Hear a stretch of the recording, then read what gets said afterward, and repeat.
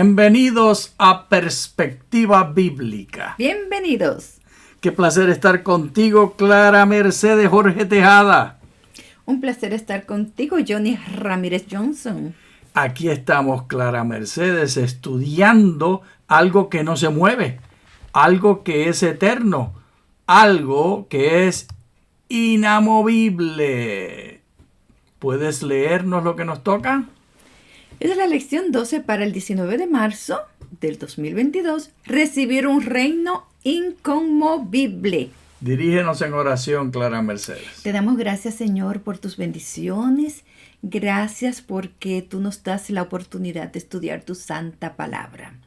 Gracias. Ayúdanos a honrarte con nuestras vidas y amar al prójimo como a nosotros mismos. En el nombre de Jesús oramos.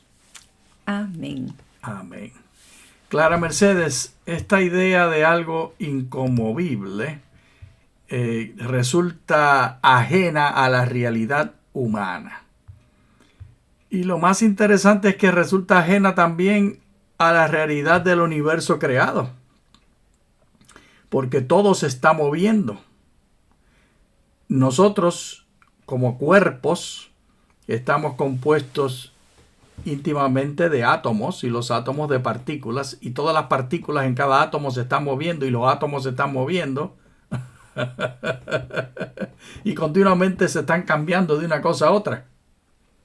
Un movimiento continuo. Y en la tierra donde estamos sembrados, debajo de ella, ¿qué hay? ¿Hay movimiento o la tierra es algo firme que no se mueve o cómo es? Hay movimiento, y no solamente la tierra, sino los órganos que viven dentro de ella, como las lombrices. Ajá, ¿te gustó la lombrices que la trajiste a colación? Pues, pero antes de llegar a las lombrices, desde el centro de la Tierra hacia arriba, tenemos la magma. Y esa magma está dando vueltas. Eso es lo que produce la fuerza centrípeta que produce el magnetismo. Es un gran dínamo. Y produce un polo sur y un polo norte que se está moviendo también. Todo esto para decir, Clara Mercedes, que en las realidades que nosotros conocemos, de la creación de Dios y del diseño de Dios, todo siempre se está moviendo. Y esa es la forma perfecta que Dios le creó. Pero la lección de hoy resalta una semblanza particular que la Escritura presenta de algo que no se mueve. ¿Te interesa? Ya te ilusioné con el tema. Sí, claro que sí, vamos. Entonces, leamos. Hebreos 12, 18 al 29. Ustedes no se han acercado al monte que se podía tocar, al fuego encendido, a las tinieblas, a la profunda oscuridad, a la tempestad, al sonido de la trompeta y al estruendo de las palabras, que los que lo oyeron rogaron que no se les hablara más, porque no podían soportar lo que se mandaba. Si un animal toca el monte, será apedreado.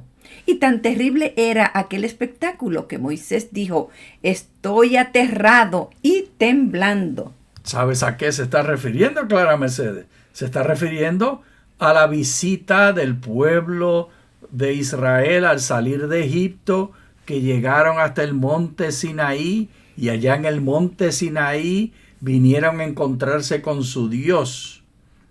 Y en varias ocasiones más hubo encuentros también. Pero este en particular se refiere al encuentro cuando Dios está en el monte Sinaí dándole la ley al hermanito Moisés. Pero ¿te diste cuenta lo que dice el autor de Hebreos, el hermanito Pablo, pensamos, acerca de lo que dijo el hermanito Moisés? ¿Qué fue lo que dijo el hermanito Moisés? Estoy aterrado y temblando. Vamos al texto hebreo entonces para leer qué fue lo que pasó allí. ¿Puedes leerlo? Ciertamente tuve mucho miedo a causa del furor y de la ira con que el Señor estaba tan enojado contra ustedes como para destruirlos. Pero el Señor me escuchó también esta vez.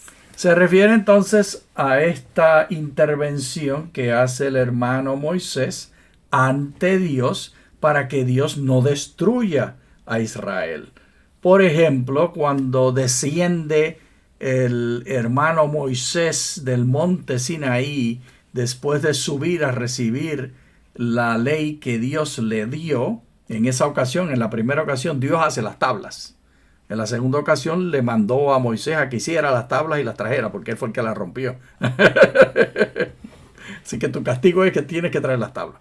Y entonces Dios escribió la ley, y cuando vienen bajando, Aarón lo estaba esperando, no en el pie del monte, pero sí a la mitad del monte más o menos. Y allí le dice a Aarón, Aarón no estaba con él, sino que oye el hermanito Moisés lo que está sucediendo, porque Aarón estuvo allá con ellos haciéndoles el becerrito. Que dice Aarón que fue que se salió el becerrito cuando echó el oro. Yo eché el oro, lo que me dieron, y salió este becerro. Ajá. Entonces dice Moisés, ¿esto es lucha que está viendo o esto es algazara? Y era algazara y era adorando este animal, este becerro de oro, y Dios quería destruirlos. Y Moisés interviene.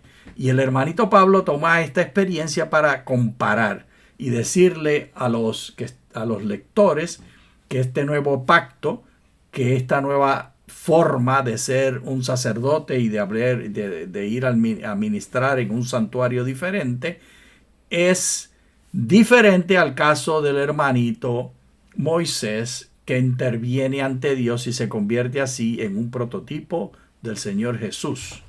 ¿Qué te parece? ¿Te gusta Moisés como prototipo del Señor Jesús? Me gusta. Nos debe gustar porque ciertamente es bíblico, y si la Biblia lo dice, yo lo creo y lo practico. Siguiendo Hebreos 12, el verso 22. Más bien, se han acercado al monte Sión, a la ciudad del Dios vivo, a la Jerusalén celestial, a la reunión de miríadas de ángeles, a la asamblea de los primogénitos que están inscritos en los cielos, a Dios el juez de todos, a los espíritus de los justos ya hechos perfectos, a Jesús el mediador del nuevo pacto y a la sangre rociada que habla mejor que la de Abel. Wow, Clara, aquí sí hay un paquetito grande para desenvolver. Hay una lista de comparaciones. Nos vamos derechito a ellas. Vamos a ellas. Entonces, las primeras comparaciones son de lugar. Y habla del monte Sión. La primera vez que aparece esta frase, monte Sión, este nombre, es en Segunda de Reyes 19:31. ¿Puedes leerlo? Porque de Jerusalén saldrá un remanente, y del monte Sión los sobrevivientes. El celo del Señor de los ejércitos hará esto. Así que habla del monte Sión como un lugar de encuentro con respecto a juicio, y estos sobrevivientes serán los fieles, serán los que están de parte de Dios y Dios acepta. Así que el monte de Sión y la ciudad del Dios vivo están unidas en este texto. Resultan ser una metáfora de la otra, sinónimo de la otra. Y la Jerusalén celestial es entonces este monte y este lugar del Dios vivo. El autor, el apóstol Pablo, está diciendo, no es más a la presentación de Dios que hizo ante Moisés allá en el Sinaí, sino que es ahora en el lugar celestial, la Nueva Jerusalén. Este lugar entonces representa un lugar bueno o malo, Clara Mercedes. Un lugar bueno. Pues claro que es un lugar bueno. Es un lugar buenísimo. Es el lugar bueno para todos aquellos que están sirviendo a Dios. Y presenta allí a otros que están allí. Habla de la reunión de la miríada de ángeles. Por supuesto, esta idea de la miríada de ángeles, de todos estos ángeles, es parte de los personajes que están apareciendo, y la indicación que tiene aquí nos está diciendo que estos ángeles están sirviendo a Dios. Son las visiones que están en Ezequiel, los capítulos del 1 al 3, en Isaías el capítulo 6, y también en Apocalipsis, los capítulos 6 y 7. Y todas estas presentaciones de el trono de Dios incluyen los ángeles. Esos son los personajes que están sirviendo a Dios. ¿Y qué indican esos personajes? Esa asamblea de los primogénitos que están inscritos en los cielos. Al Dios, el juez de todos. ¿Qué indican todas estas? Todas estas individuos están allí para un momento de juicio. Y esto lo vamos a leer en Daniel. En Daniel se presenta esta escena, Clara Mercedes. Antes de seguir explicando las otras partes, vámonos a Daniel, donde aparece esta escena de juicio. Daniel 7, 9 al 14. Estaba mirando hasta que fueron puestos unos tronos y se sentó un anciano de días. Su vestidura era blanca como la nieve y su pelo, el cabello de su cabeza era como la lana limpia. Su trono era como llama de fuego y sus ruedas fuego ardiente. Un río de fuego procedía y salía de delante de él. Miles de miles le servían y millones de millones estaban de pie delante de él. El tribunal se sentó y los libros fueron abiertos. Entonces yo miraba a causa del sonido de las palabras arrogantes que hablaba el cuerno. Miré hasta que la bestia fue muerta y su cuerpo fue destrozado y entregado a las llamas del fuego. También a las otras bestias les quitaron su dominio, pero les fue dada prolongación de vida hasta un tiempo definido. La investidura del Hijo del Hombre estaba yo mirando y en las visiones de la noche, y he aquí que en las nubes del cielo venía alguien como un hijo de hombre. Llegó hasta el anciano de días y lo presentaron delante de él. Entonces le fue dado el dominio y la majestad y la realeza. Todos los pueblos, naciones y lenguas le servían. Su dominio es dominio eterno, que no se acabará, y su reino uno que no será destruido.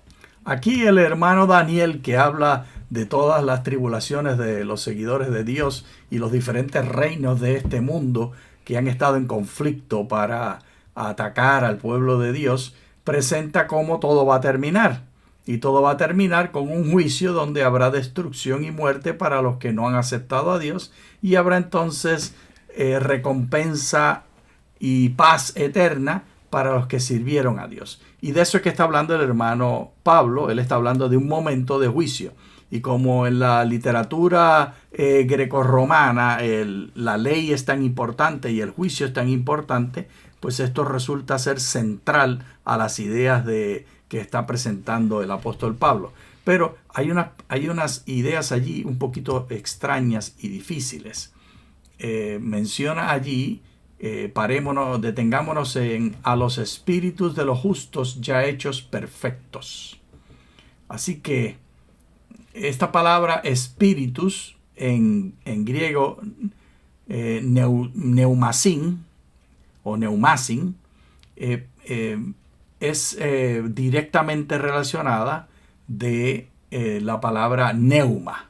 Aquí está en denominativo y por eso y está en plural, por eso termina en el in. Y acá tenemos lo que aprendemos acerca de esa palabra neuma. ¿Puedes leerlo del diccionario de griego, Clara Mercedes? Cualquiera de las representaciones anteriores, espíritu, viento, aliento. Aquí espíritu con minúscula se refiere a cualquier espíritu que no sea el de Dios, y aquí espíritu con mayúscula se refiere al Espíritu Santo, y viento y aliento, cualquiera de esas son traducciones. Sigue. De 41-51. Ese es el número de esta palabra. El hermano Strong y sus compañeros le dieron un número a cada palabra de toda la Biblia.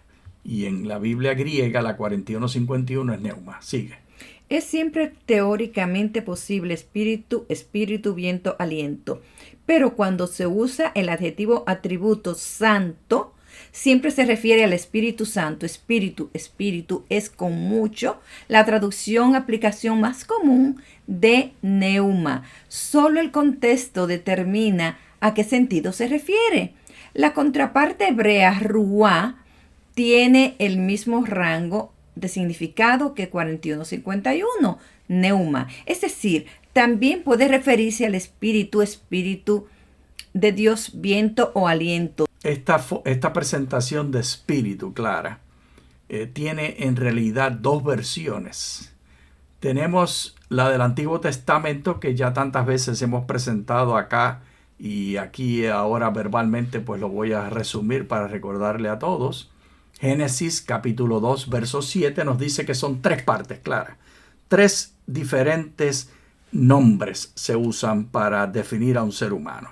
Primero, habla de la tierra. Génesis 2.7 dice que Dios tomó la tierra. Y esa es la primera parte. Y esa parte de tierra se convierte en el cuerpo. Y luego dice que sopló en la nariz el soplo de vida. Entonces, Génesis 2.7 tenemos tres palabras. Las palabras son tierra, que se hace cuerpo, espíritu, que es el soplo de Dios, y nefesh, que es el resultado. Nefesh lo traducen como alma, pero es una mala traducción. En realidad debería ser cuerpo viviente. Las mejores versiones, por ejemplo la del 2015, dice ser viviente. Eso es una mejor traducción. Literalmente, la palabra nefesh lo que está diciendo es un cuerpo donde le fluye la sangre, le fluye un líquido. Y el líquido es la sangre. Se usa la misma fraseología para lo que fluye en la vid. El jugo de la uva se complementa con la sangre en los idiomas semíticos.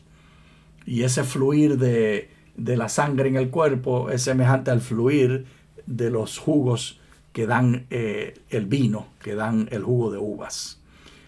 Esa es la versión del Antiguo Testamento. ¿Cuáles son las tres partes, Clara? En resumen, cuerpo, espíritu, que es el soplo que Dios da, espíritu, y el nefesh, que es el resultado. El resultado. Yo ni estaba viendo la palabra, y como especialista en lingüística estaba viendo que neuma también se aplica a neumático, que Exacto. están llenos de aire. Y cuando hablábamos de las palabras que puede usarse una sola palabra para diferentes usos, depende en su contexto. Un ejemplo en español tenemos la palabra cara. Cara puede ser nuestra cara, nuestro rostro, pero también puede ser un precio alto. Puede decir, la comida estaba cara. Quiere decir, estaba muy cara. No era barata. Costaba mucho dinero. Entonces, que también si usamos tiene una cara bonita, se refiere al rostro. Y así sucede con también el hebreo. Puede ser cuál es la cara de la moneda. Y se refiere a los dos lados. Claro, depende del contexto de la palabra. Volviendo entonces a este contexto que estamos hablando del hebreo, el Antiguo Testamento entonces tenemos dos versos, con dos versos es suficiente. Génesis 2.7 y Eclesiastés 12.7. Con estos dos versos podemos definir un ser humano. Eclesiastés 12.7 dice que el nefesh se desdobla y vuelve el cuerpo a la tierra, y vuelve el espíritu a Dios, que fue el que lo dio. Y entonces el nefesh deja de ser. El ser viviente. El ser viviente deja de ser. Lo que vulgarmente han traducido como alma, que nunca es una buena palabra, no es original. Volviendo entonces, el Nuevo Testamento presenta una segunda versión. Hay quienes no les va a gustar esto que vamos a decir, pero lo tenemos que decir porque es la verdad bíblica.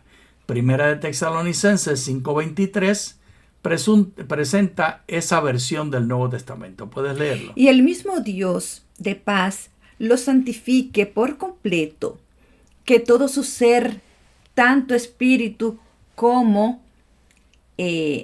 nefesh, cuerpo viviente, como alma y cuerpo. Sí, tienes que aquí es griego, así que no está nefesh. Okay. Empecemos de nuevo. Y el mismo Dios de paz lo santifique por completo, que todo su ser, tanto espíritu como alma y cuerpo se ha guardado sin mancha en la venida de nuestro Señor Jesucristo. Y las tres palabras que se usan son neuma, que es espíritu, que ya hemos hablado, que ya leímos las traducciones, pero incluye dos palabras más. Psuke, que es de psicología, se refiere al intelecto. Al intelecto, pero también la traducen como alma. Y soma, que es cuerpo. No hay problema ni con neuma ni con soma, ya los tenemos claros. El problema está con psuke. ¿Por qué el apóstol Pablo habla de que hay una división, que un ser humano completo se compone de tres partes? Espíritu, alma y cuerpo. Y en griego, neuma, psuke y soma. Neuma, psuke y soma son las composiciones de todo tu ser. Ahí están. Neuma, psique y soma, o psuke. En griego con U. Entonces, en español le ponemos, en inglés es más bien con Y. Entonces, estas tres palabras están reflejando Clara Mercedes la cultura grecorromana y la forma de dividir un ser humano. Vamos a estudiar psique. Para estudiarlo, lo que he hecho es buscar las diferentes versiones de las Sagradas Escrituras donde aparece esta palabra. Tenemos que irnos para acá. Alma, que lo traduce como psique o suke. Estaba en el lugar errado. Entonces, Lucas 1:46, Clara. Y María dijo, engrandece mi alma al Señor. Y esta es parte de la canción que hace María. Tomé el libro de Lucas para ver cómo se traduce, y no están todas, aquí solo escogí algunas, como un ejemplo, como una muestra de la traducción de psique.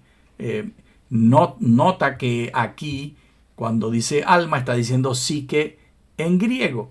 Y el hermano Lucas, que es un médico que conoce la cultura grecorromana, pues utilizó la palabra psique para referirse a la persona completa. Porque lo que ella estaba diciendo es que el cuerpo entero, el ser entero de ella.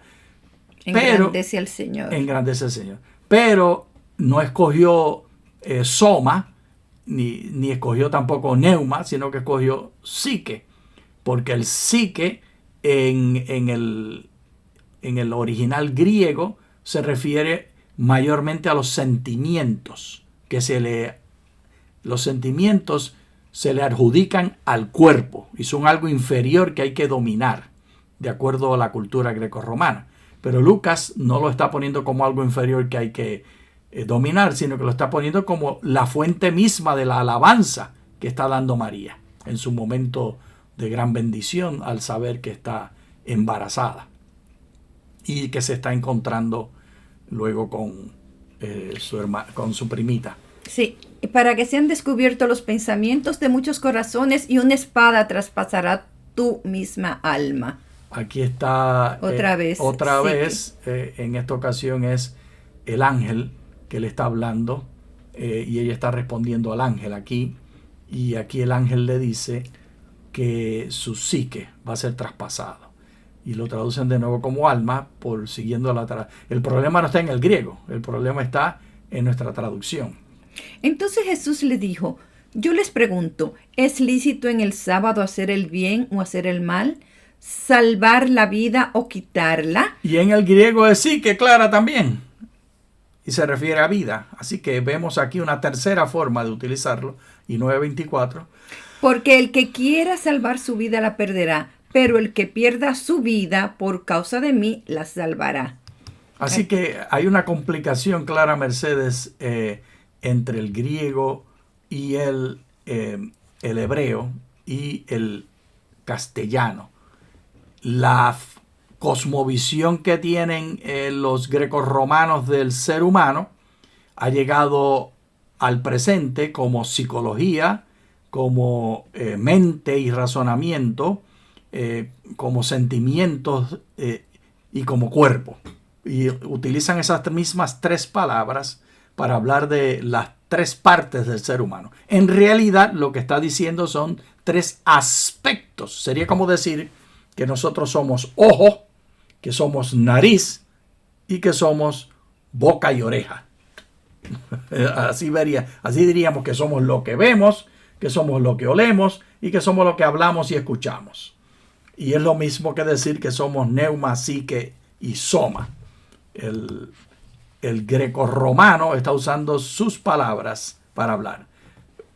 Tenemos que decidir entonces cuál es la fuente que yo voy a usar para definir a un ser humano. Me voy a ir a Pablo a leer allí en Tesalonicenses 5:23, o me voy a ir al hebreo a leer la historia de la creación y la historia de la muerte.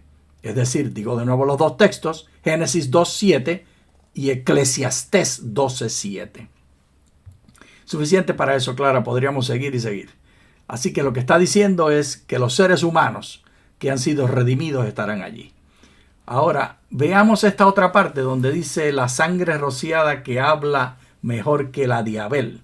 Esa es también interesantísima. En otras palabras, la sangre de Abel hablaba. Eso. Y esta otra sangre que se rocea habla también, pero habla mejor que la de Abel. Así que para entender lo que dice esta sangre, que es mejor, debemos entender lo que habló la sangre de Abel. El hombre conoció a Eva, su mujer, la cual concibió y dio a luz a Caín. Entonces ella dijo, he adquirido un varón de parte del Señor Dios. Después dio a luz a su hermano Abel. Abel fue pastor de ovejas y Caín labrador de la tierra. Aconteció después de un tiempo que Caín trajo del fruto de la tierra una ofrenda al Señor. Abel también trajo una ofrenda de los primogénitos de sus ovejas, lo mejor de ellas. Y el Señor miró con agrado a Abel y a su ofrenda, pero no miró con agrado a Caín ni su ofrenda. Por eso Caín se enfureció mucho y decayó su semblante. Entonces el Señor dijo a Caín, ¿por qué te has enfurecido? ¿Por qué ha decaído tu semblante? Si haces lo bueno, no serás enaltecido, pero si no haces lo bueno, el pecado está a la puerta y te seducirá, pero tú debes enseñorearte de él. Caín habló con su hermano Abel, y sucedió que estando juntos en el campo, Caín se levantó contra su hermano Abel y lo mató. Entonces el Señor preguntó a Caín, ¿dónde está tu hermano Abel? Y respondió, no sé. ¿Soy yo acaso el guarda de mi hermano? Le preguntó, ¿qué has hecho? La voz de la sangre de tu hermano clama a mí desde la tierra.